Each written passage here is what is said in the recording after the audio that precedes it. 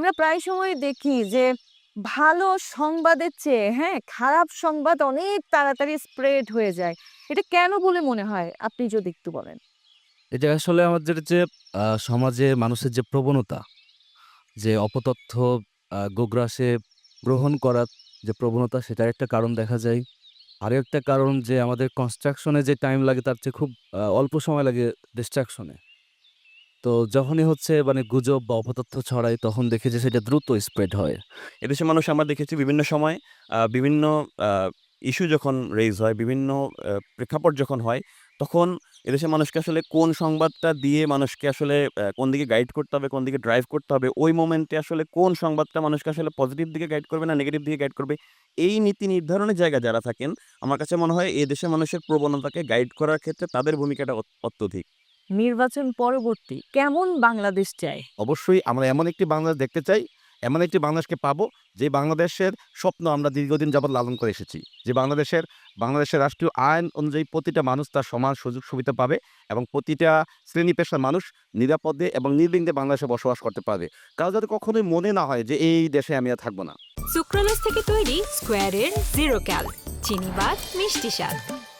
আমরা চাই এই জুলাই গণঅভ্যুত্থানের পরে প্রত্যেকটা দল, সরকারি দল, বিরোধী দল, প্রত্যেকটা দল মতের সাথে সৌহার্দ্যপূর্ণ একটা সুন্দর সম্পর্ক থাকবে এবং প্রত্যেকটা ইনস্টিটিউশন যারা বাংলাদেশের আ রাজনৈতিক প্রভাবমুক্ত থাকবে। আমার যা ভালো লাগে, আমার সেটা চর্চা করার অধিকারটুকু দিতে হবে। আমি কারো ক্ষতি না করে আমি একটা প্রোগ্রাম করতেই পারি।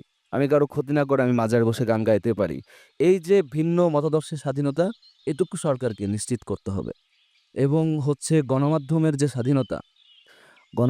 স্বাধীনতা নিশ্চিত করতে হবে। বাংলাদেশের মানুষের প্রোগ্রেসের একটা বড় সমস্যা দুর্নীতি।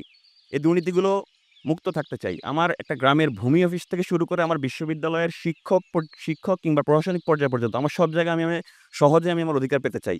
আমি যেন আমাকে একটা টাকার ব্যাগ নিয়ে গিয়ে লাখ, লাখ টাকার ব্যাগ নিয়ে গিয়ে আমাকে কোনো কিছু নিয়ে আসতে না হয়। আমি যেন কারওয়ান বাজারে আমি শান্তিমতো ব্যবসা করতে চাই। সে ব্যবসায় যেন আমাকে বাধাগ্রস্ত করতে না পারে। আমি একজন গণমাধ্যম কর্মী হিসেবে আমি সত্যটা তুলে ধরতে চাই।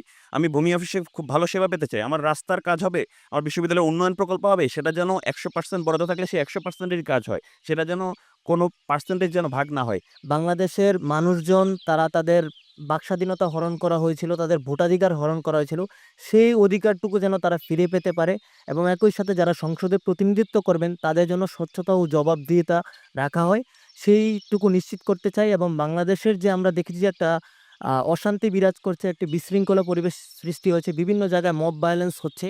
সেই জিনিসটুকু আমরা চাই না। আমরা চাই যে দেশে শান্তি শৃঙ্খলা বজায় থাকুক। নির্বাচন পরবর্তী সময়ে এমন একটি বাংলাদেশ দেখতে চাই, যে বাংলাদেশ হবে সাম্য, মানবিক এবং সামাজিক ন্যায় বিচারের বাংলাদেশ। যে বাংলাদেশে কোনো হানাহানি মারামারি থাকবে না, যে বাংলাদেশে কোনো মাসেল পাওয়ারের রাজনীতি থাকবে না।